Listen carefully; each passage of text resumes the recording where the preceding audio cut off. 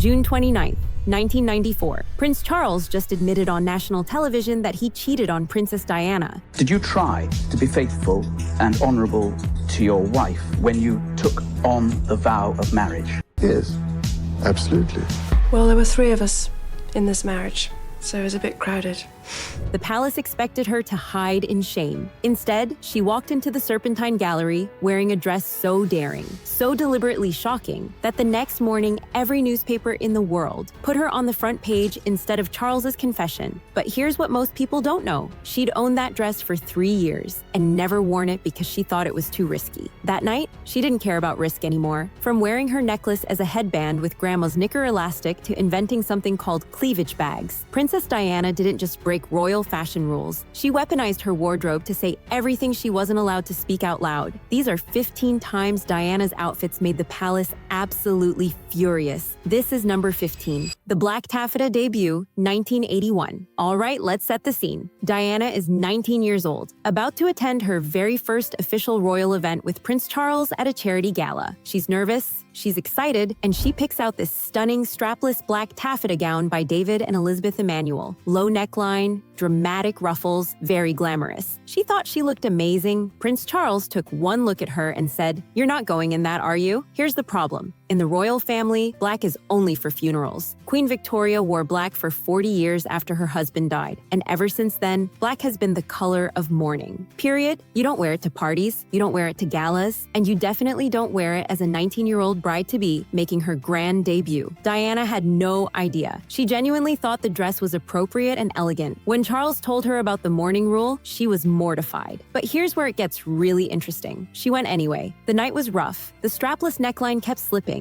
Photographers were trying to get unflattering angles, and Diana felt completely out of her depth. At one point, she escaped to the ladies' room, and Princess Grace of Monaco followed her in. Grace Kelly, the original Hollywood princess, saw the terror in Diana's eyes. Diana confessed she felt like she was drowning in this new life. And you know what Grace told her? She patted Diana's cheeks and said, "Don't worry, dear, it'll only get worse." That prophecy haunted Diana for the rest of her life. But that black dress, it accidentally created the daring die media narrative. She stood out from every other royal in the room. And whether she meant to or not, she just announced she wasn't going to blend into the background. The Emerald Choker Headband, 1985. This one is absolutely wild. During a royal tour of Australia in 1985, Diana showed up to a gala dinner wearing a priceless emerald and diamond choker across her forehead like a headband. The press went crazy. Fashion magazines called it genius. The palace, not so thrilled. Here's what actually happened. Diana had been out in the Australian sun all day and got a terrible sunburn on her neck. The thought of putting a heavy platinum choker around her burned skin was unbearable. So she's getting ready for this formal dinner, and she can't wear the necklace the way she's supposed to. Her hairstylist, Richard Dalton, had to improvise. But there was a problem. The choker was too short to fit around her head. So what did they do? They asked Diana's dresser for 6 inches of knicker elastic, the kind your grandma uses. They literally stitched pink granny elastic to the ends of this multi-million-dollar royal heirloom to make it fit. When Diana tried to slide it over her head, it got stuck on her nose. A Canadian diplomat who was in the room watching this chaos just started laughing and told her, "Leave it there. It's young and fun, like you." Diana pushed it up to her forehead, looked in the mirror, and decided to own it. The Queen was reportedly not amused that Diana had turned a Delhi Durbar heirloom into disco jewelry with knicker elastic. But Diana had just accidentally started a trend that people are still copying today, the see-through skirt, 1980. Before Diana was even officially a royal, she had her first wardrobe scandal. During a photo call at the kindergarten where she worked, photographers snapped pictures of her holding 2 children. Sweet moment, right? Except the sun was behind her, and her pale silk skirt became completely transparent in the photos. You could see the outline of her legs clear as day. Diana was absolutely horrified when she saw the pictures. But here's the fascinating part. She went back to the shop where she bought the skirt to complain, and they basically gave her the pretty woman treatment. They dismissed her as just another young girl making a fuss. Imagine that. Future Princess of Wales gets rejected by the very shop she's trying to give feedback to. Some people think that early humiliation fueled her determination to control her image through fashion for the rest of her life. If the world was going to scrutinize every outfit, she was going to make sure every outfit said exactly what she wanted it to say. Yellow overalls and wedge shoes, 1981.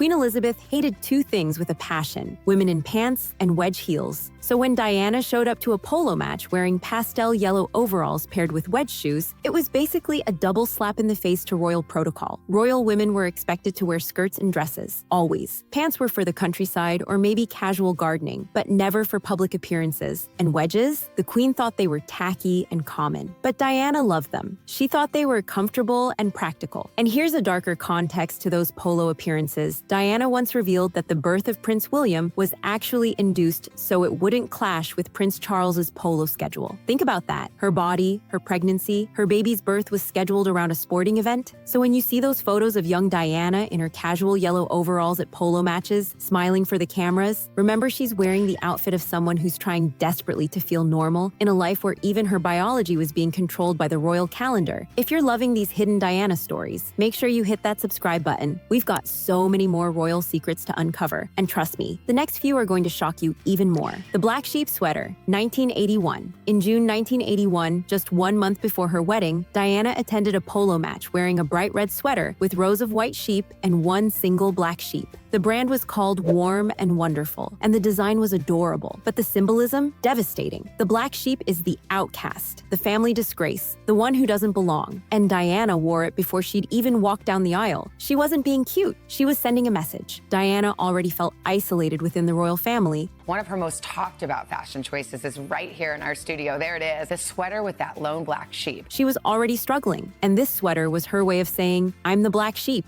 and I know it. The sweater sold out immediately, but most people had no idea Diana had specifically requested that exact design because, as she told the designer, that's exactly how I feel. Her brother later confirmed she wore it during moments of particular tension with the palace. Here's the crazy ending to this story. The original sweater went missing for decades. Then, in 2023, the designers were cleaning out an attic and found a small box. Inside, the actual sweater Diana had worn in 1981. She'd sent it back for repair, they'd made her a new one instead, and forgot they had the original. That sweat-stained 40-year-old sweater sold at auction for over $1 million.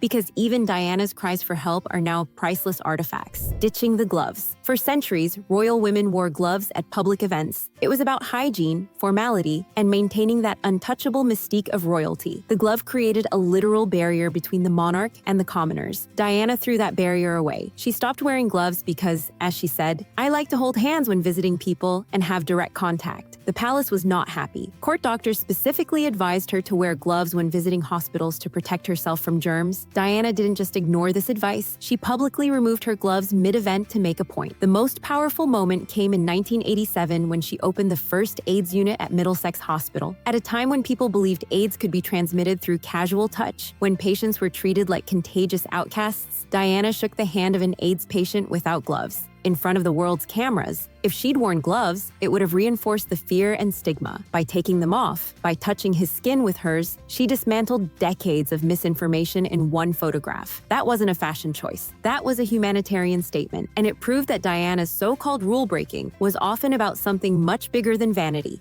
The Tuxedo, 1984, February 29th. 1984. Diana walked into a Genesis concert in Birmingham wearing a black satin tuxedo jacket, matching tuxedo pants, a winged collar white shirt, and a bow tie. The look was designed by Margaret Howell, and it was absolutely stunning. It was also completely forbidden. Royal women did not wear trousers to evening events, ever. The expectation was gowns, dresses, formal feminine attire, but Diana showed up looking like she belonged in a James Bond film. The crowd went wild. Reports from the time describe actual wolf whistles as she entered. The look was severe, masculine, powerful. Diana wasn't trying to be a decoration on Charles's arm. She was claiming equality with the men in the room. Designer Margaret Howell later revealed that Diana specifically told her, I want to feel powerful, not pretty. That's what this was really about. Diana was tired of being the fairy tale princess in the pretty dress. She wanted to be taken seriously. She wanted to feel strong. And if wearing a tuxedo was what it took, then that's what she'd do. Red nail polish. Queen Elizabeth had a strict rule about nail polish. You could wear Essie's ballet slippers, a pale, barely there pink, or you could wear nothing. Dark colors, especially red, were considered vulgar and inappropriate. Diana wore red all the time. Bright, bold, crimson red. Her makeup artist revealed that Diana specifically chose red nail polish for events where she felt invisible or overlooked. She called it her war paint. During her separation from Charles in 1992, her reds got darker and bolder, creating this chromatic diary of her emotional state that anyone paying attention could read. Red nails signal power, vitality, confidence. By painting her nails red, Diana was refusing to be the demure, barely there princess the palace wanted her to be. It was a small detail, easily overlooked, but in a world where the queen literally dictated what color your fingernails should be, choosing red was an act of defiance. The invention of cleavage bags. As Diana started wearing lower necklines, photographers got more aggressive. They'd use extreme angles to try to get inappropriate shots as she stepped out of her car. It was invasive, it was predatory, and Diana was furious. So she came up with a solution. She started holding her clutch purse tightly against her chest every single time she exited a vehicle. Designer Anya Hinmarch, who made several of these bags, confirmed that Diana explicitly called them her cleavage bags. But here's what makes this brilliant. Diana didn't stop wearing low-cut dresses. She just figured out how to wear them on her terms. She actually measured the exact distance from the car seat to where paparazzi typically stood and commissioned bags in specific sizes to block those camera angles perfectly. She turned a fashion accessory into a privacy shield. It allowed her to break the modesty rules while maintaining control over her image. The palace couldn't criticize her for the bags because technically she was being modest, but she was still wearing exactly what she wanted underneath. That's strategic genius. No more hats.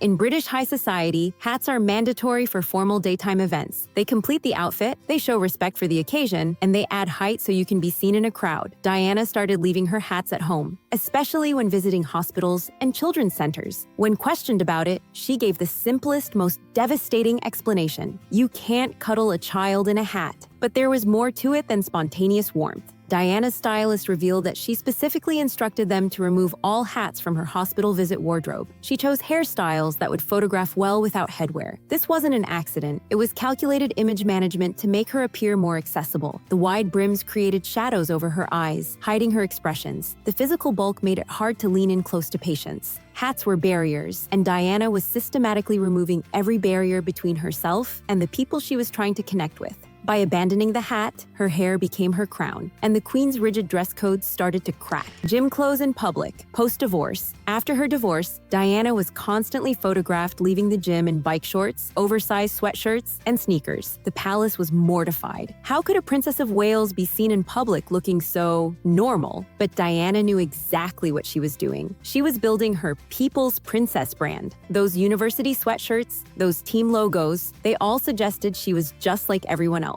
Approachable, real, human. Here's the twist though. Her designer later revealed that those casual bike shorts were actually custom made in luxury fabrics. They looked like cheap gym clothes, but they cost a fortune. Diana was performing casualness while actually investing even more in image control than before. One of those sweatshirts, a navy Virgin Atlantic pullover gifted to her by Richard Branson, became iconic. Diana wore the exact same sweatshirt to every single gym session. Why? To bore the paparazzi. If every photo looked identical, editors wouldn't buy new ones. The photos lost their market value. That sweatshirt sold at auction in 2019 for over $50,000. The item she wore specifically to make photos of herself worthless became one of the most valuable pieces of sportswear in history. The irony is almost poetic. Number 4, bare legs. Royal women were always expected to wear pantyhose. Always. Even Kate Middleton wears sheer to this day. When Meghan Markle showed up to her engagement announcement without pantyhose, it made international headlines. But Diana was doing this decades earlier. She frequently appeared with bare, tanned legs in public. No tights, no stockings, just skin. It seems like such a small thing, right? But in the royal world, it was scandalous. Bare legs were considered too casual, too common, and Diana knew it, which is exactly why she did it. She wasn't trying to be shocking for shock value. She was showing that she could be elegant and royal without suffocating under layers of fabric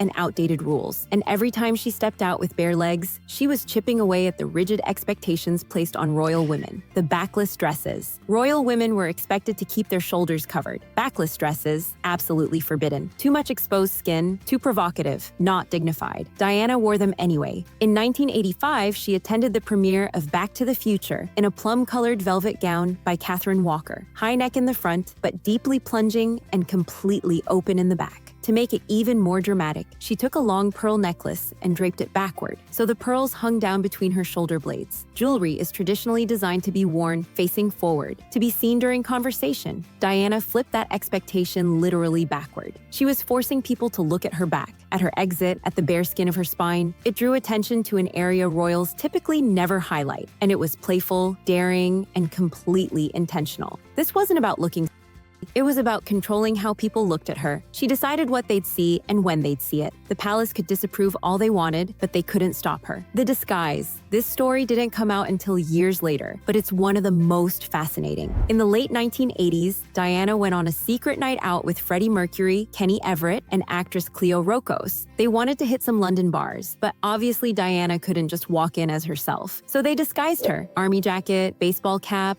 aviator sunglasses. But here's the brilliant part. Diana didn't just change her clothes. She practiced walking differently. She altered her posture, her gait, everything that made her recognizable. And it worked. She toured bars in central London completely unrecognized. Cleo Rokos later revealed that Diana chose the army jacket specifically because she wanted to feel normal, even if just for one night. This wasn't just breaking a fashion rule. This was Diana completely shedding her royal identity, using costume to become invisible. It revealed how desperate she was to escape the constant performance of being a princess. Even for a few hours, she wanted to be nobody, and the only way to do that was to dress like someone else entirely. Did you try to be faithful and honourable to your wife when you took on the vow of marriage? Yes, absolutely. The Revenge Dress, 1994, June 29th, 1994. This is the moment we opened with, and now you get the full story. Prince Charles sat down for a televised interview with Jonathan Dimbleby and admitted to the entire world that he'd been unfaithful to Diana during their marriage. The palace expected Diana to stay home, humiliated and hidden. Diana had other plans. She'd originally been scheduled to wear a Valentino gown to a charity event that night at the Serpentine Gallery, but Valentino's team leaked sketches of the dress to the press earlier in the day to get publicity. Diana was furious, so she canceled the Valentino and went to her closet. There, she found a black, off-the-shoulder silk chiffon dress by Christina Stambolian. She'd bought it 3 years earlier, but never worn it because she thought it was too risky. Too tight, too black, too everything. That night, it was perfect. The designer later said Diana specifically called her to say she wanted something that would embarrass Charles. Well, there were 3 of us in this marriage, so it was a bit crowded. The dress showed her shoulders, her legs, her confidence. It violated modesty protocols, color protocols, hemline protocols, basically every rule the palace had. Diana timed her arrival to maximize press coverage. She waited until her stylist told her, "You look like $1 million," and then she stepped out. The next morning, Charles's confession was buried on page 6. Every front page in the world had Diana in that dress. She didn't just break the rules, she weaponized breaking the rules to win the PR war. Christina Stambolian later compared Diana in that dress to the Black Swan in Tchaikovsky's ballet, the dark, seductive, dangerous opposite of the innocent princess everyone thought they knew. Diana had transformed, and she'd done it through a dress she'd been too afraid to wear for 3 years. That's the power of patience. That's the power of knowing exactly when to break the rules for maximum impact. From knicker elastic on priceless jewels to turning sweatshirts into anti-paparazzi weapons, Princess Diana didn't just break royal fashion rules. She rewrote them. Every outfit was a message she couldn't speak out loud. Every rule she broke was a step toward freedom. So here's my question for you. Which of these rule-breaking moments shocked you the most? The revenge dress? Or maybe that secret night out with Freddie Mercury? Let me know in the comments below. And if you want more hidden royal stories like these, hit that subscribe button, because Diana's legacy is about so much more than fashion. It's about courage, strategy, and refusing to be silenced, even when the only language you have is what you wear. Thanks for watching.